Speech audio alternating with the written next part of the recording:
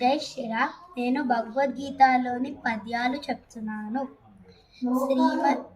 శ్రీమద్ భగవద్గీత ద్వాదశోధ్యాయ.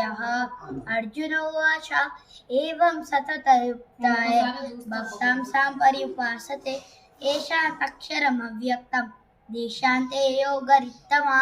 శ్రీ భగవానువాచ మయ్యా వేష్ణమనోగేమ నిత్యయుక్త ఉపాసతే సద్దయా పరయోగేమ స్థేమే యుక్తమామతా ఏత్వక్షరమనిర్దేశ్య మవ్యక్తం మా ఉపాసతే